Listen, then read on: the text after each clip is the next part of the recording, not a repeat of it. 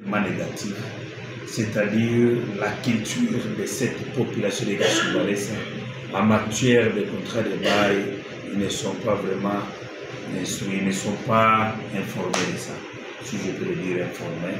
C'est-à-dire, par an, on peut enregistrer 3, 4, 5 contrats. Ça, c'est-à-dire, il y a le chèque total.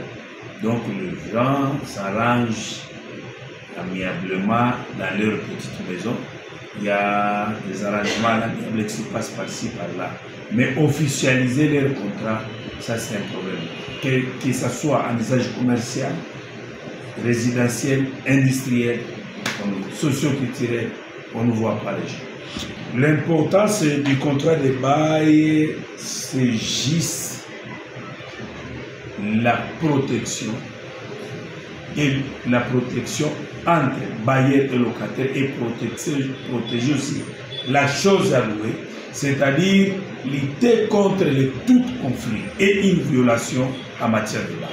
Que le bailleur respecte ses droits et le locataire respecte ses droits. C'est ça même l'objectif d'avoir un contrat de bail.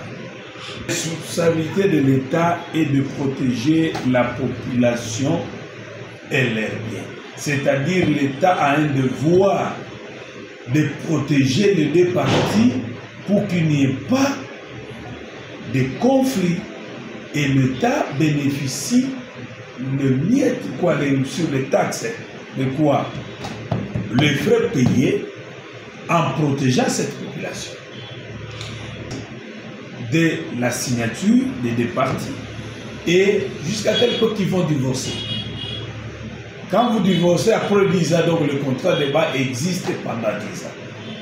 C'est un contrat qui a un délai qui est déterminé par les deux parties.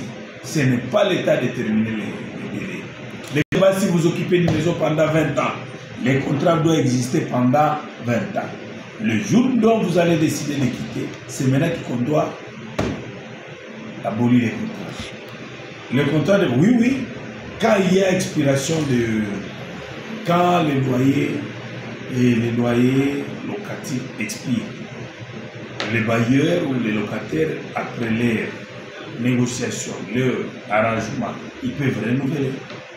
La loi prévoit des amendes, il y a une punition, il y a une sanction à celui qui ne se conforme pas à la loi. Parce que la loi marche avec toujours des sanctions.